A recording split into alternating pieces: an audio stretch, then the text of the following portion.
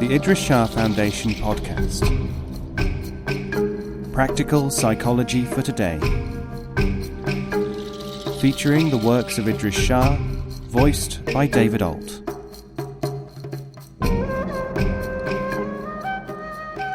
Welcome to the Idries Shah Foundation podcast.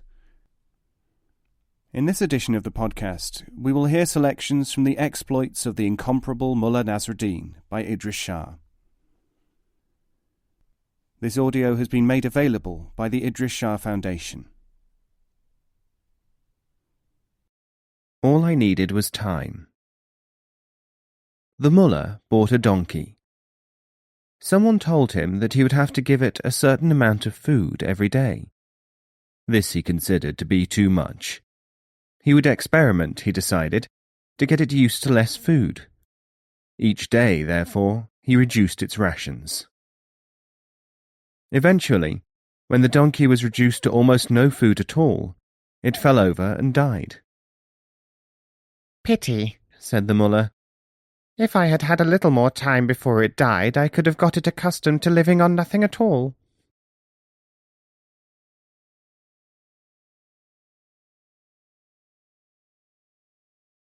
Cut down on your harness intake.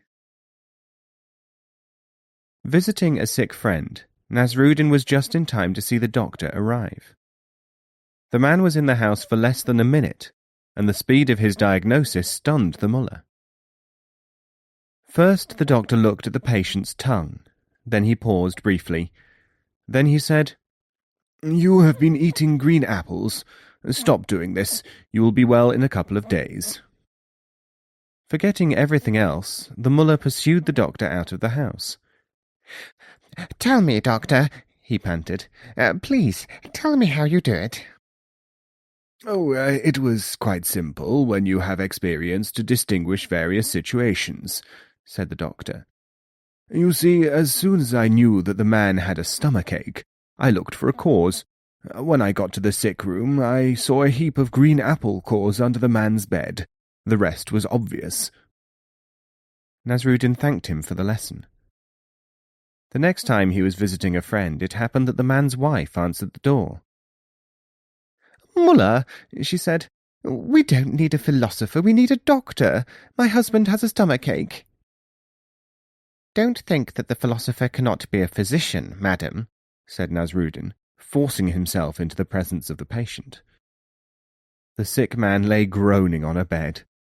Nasrudin went straight to it, looked underneath, and called the wife into the room. "Nothing serious," he said. "He will be well in a couple of days, but you must make sure that he cuts down on this habit of eating saddles and bridles."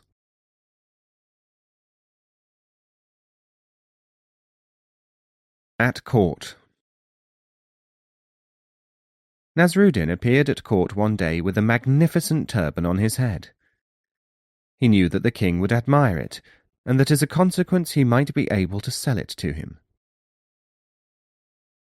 "How much did you pay for that wonderful turban, mullah?" the king asked. 1,000 gold pieces, Majesty." A vizier who saw what the mullah was trying to do whispered to the king, "Only a fool would pay that much for a turban." The king said, "Why ever did you pay that amount? I have never heard of a turban at 1,000 gold pieces." Your Majesty, I paid it because I knew that there was in the whole world only one king who would buy such a thing." The king ordered Nasrudin to be given 2,000 pieces of gold, and took the turban, pleased by the compliment. "You may know the value of turbans," the mullah told the vizier later, "but I know the weaknesses of kings." Theoretical instances. "Where are you going, mullah?" "I'm riding to town." "Then you'd better leave your donkey behind, for there are robbers on the road and someone might steal it." Nasrudin thought it was safer to ride his donkey than to leave it in the stable at home, where it might equally be stolen. His friend therefore lent him a sword to defend himself with. On a lonely part of the road he saw a man walking towards him. "This must be a bandit," said Nasrudin to himself. "I will anticipate him." The innocent traveller was surprised when, as soon as they were in earshot, the mullah called out, "Here is a sword. You can have it. Now let me keep my donkey." The traveller agreed, and took the sword, delighted with his luck. When he returned home, the mullah told his friend, "You were quite right, you know. Swords are very useful things. Yours saved my donkey for me."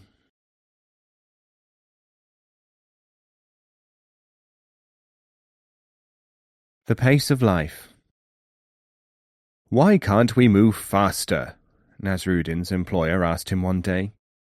"Every time I ask you to do something, you do it piecemeal. There is really no need to go to the market 3 times to buy 3 eggs." Nasrudin promised to reform. His master fell ill. "Call the doctor, Nasrudin." The mullah went out and returned, together with a horde of people. "Here, master, is the doctor, and I have brought the others as well." "Who are all the others?" "Oh, if the doctor should order a poultice, I have brought the poultice-maker, his assistant, and the men who supply the ingredients in case we need many poultices. The coalman is here to see how much coal we might need to heat water to make poultices. Then there is the undertaker, in case you do not survive." The sample. Sitting one day in the tea-house, Nasrudin was impressed by the rhetoric of a travelling scholar. Questioned by one of the company on some point, the sage drew a book from his pocket and banged it on the table. "This is my evidence, and I wrote it myself." A man who could not only read but write was a rarity, and a man who had written a book. The villagers treated the pedant with profound respect. Some days later, Mulla Nasrudin appeared at the tea-house and asked whether anyone wanted to buy a house.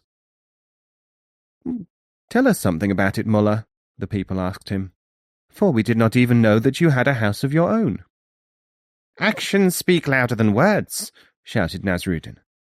From his pocket he took a brick and hurled it on the table in front of him. "This is my evidence. Examine it for quality.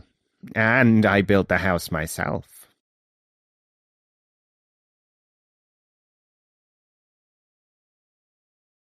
Other people's mail. Nasrudin could not write very well. His reading ability was even poorer, but he was more literate than the other villagers, and one day he agreed to take down a letter from a yokel to his brother. "Now read it back to me," said the man, "because I want to make sure that I have not left anything out."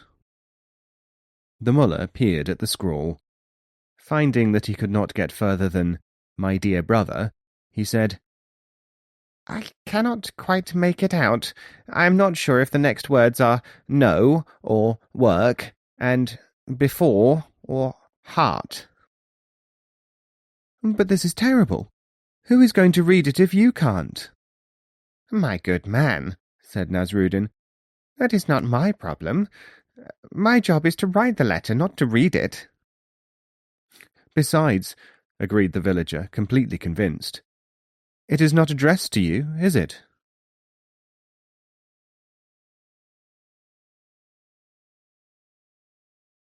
Why didn't you tell me before?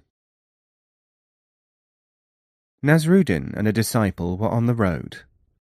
Whenever they arrived at a large house, they would present themselves, in the manner of travelling dervishes, at the door. Food would be handed to them, and also water. Nasrudin used to eat as much as he could, then lie down to sleep. The disciple ate a little, then shook himself, then ate more. After some days the mullah asked him why he ate in such a strange manner. "Well, master, I find that if I eat a little, then drink some water, then settle it all by shaking, I can hold more." Nasrudin took off his sandal and gave the youth a couple of blows. "How dare you conceal such a valuable secret from me? Oh, to think of the amount of food I have wasted by not being able to eat it! I knew that the limit of eating must be farther ahead than I could attain. The limit of filling is, after all, bursting.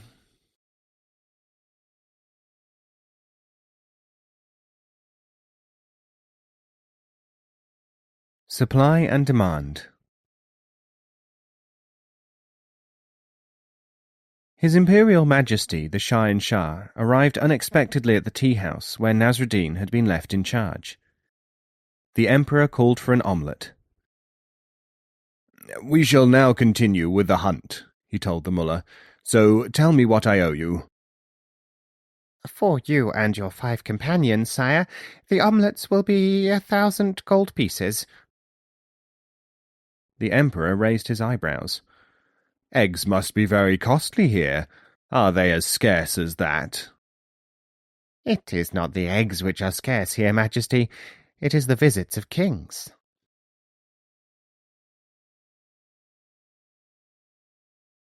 The value of the past. Nasrudin was sent by a king to investigate the lore of various kinds of Eastern mystical teachers. They all recounted to him tales of the miracles and the sayings of the founders and great teachers, all long dead, of their schools. When he returned home, he submitted his report, which contained the single word, carrots. He was called upon to explain himself. Nasrudin told the king, "The best part is buried. Few know, except the farmer, by the green that there is orange underground. If you don't work for it, it will deteriorate. There are a great many donkeys associated with it."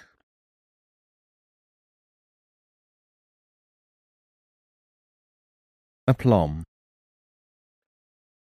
Nasrudin and a friend went to an eating-house and decided, for the sake of economy, to share a plate of aubergines. They argued violently as to whether they should be stuffed or fried. Tired and hungry, Nasrudin yielded, and the order was given for stuffed aubergines. His companion suddenly collapsed as they were waiting, and seemed in a bad way. Nasrudin jumped up. "Are you going for a doctor?" asked someone at the next table. "No, you fool," shouted Nasrudin. "I'm going to see whether it is too late to change the order." Kinds of day. A man stopped Nasrudin and asked him what day of the week it was.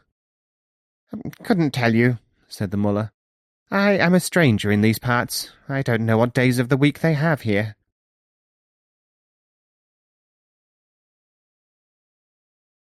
Alone in the desert. Nasrudin was wandering along a desert track when he met 3 fierce Arabs. They had been arguing. "There are 3 possibilities as to how minarets could have come about," they said. "We have just heard of them and are wondering which is the correct one." Nasrudin was not sure. "Tell me your theories, and I will judge," he said. "They fell from heaven," said the first. "They were built in a well and then hoisted up," said the second. "They grew like cacti," said the third. Each man drew a knife to reinforce his version. Nasrudin said, "You are all wrong. They were built by giants of olden times, who had a longer reach than ours."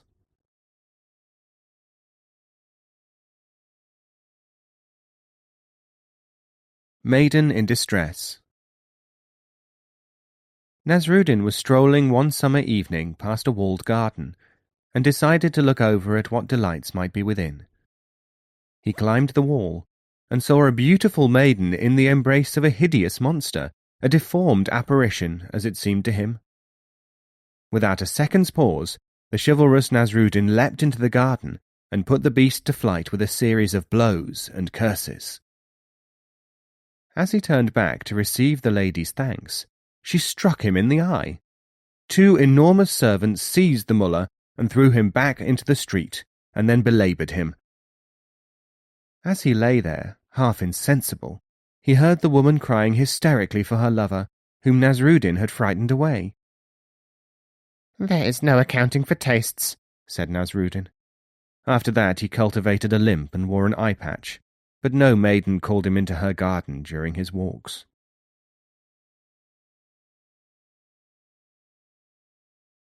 Unfair. Nasrudin walked into the city of Konya for the first time. He was at once struck by the number of patisseries. His appetite sharpened. He went into one of these shops and started to devour a pie. Certain that he would get nothing out of this ragged apparition, the owner rushed at him and cuffed him. "What kind of a town is this?" asked the mullah. "A place where they hit a man as soon as he has started eating." What has gone before? In a dark alleyway, an agile pickpocket tried to snatch Nasrudin's purse. The mullah was too quick for him, and there was a violent struggle. Eventually, Nasrudin got his man down on the ground.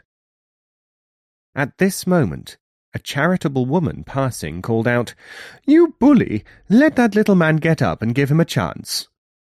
"Madam," panted Nasrudin, "you ignore the trouble which I have had getting him down." All you need. "I'll have you hanged," said a cruel and ignorant king who had heard of Nasrudin's powers, "if you don't prove that you are a mystic." "I see strange things," said Nasrudin at once. "A golden bird in the sky, demons under the earth." "How can you see through solid objects? How can you see far into the sky?" "Fear is all you need."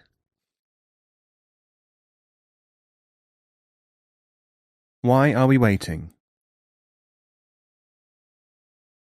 3,000 distinguished epicures had been invited to a feast at the Caliph's palace in Baghdad. Nasrudin, by some mistake, was among them.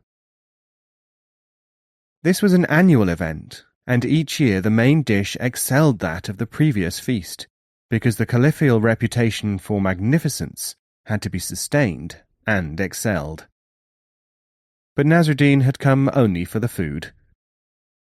After a long wait, preparatory ceremonies, singing and dancing, an enormous number of huge silver dishes were carried in. On each one, placed between 5 guests, was a whole roasted peacock, decorated with artificial but edible wings and beak, its plumage shining with sugary precious gems. There was a gasp of delight from the gourmets at Nasrudin's table as they feasted their eyes on this supreme work of creative art. Nobody seemed to be making any move towards the food. The mullah was starving. Suddenly he jumped up and bellowed, "Oh, all right. I admit it does look strange, but it is probably food. Let us eat it before it eats us." The flood. "The king has been kind to me," a man was telling Nasrudin. "I planted wheat and the rains came. He heard of my troubles and compensated me for the damage done by the flood." The mullah thought for a moment. "Tell me," he asked, "how does one cause a flood?"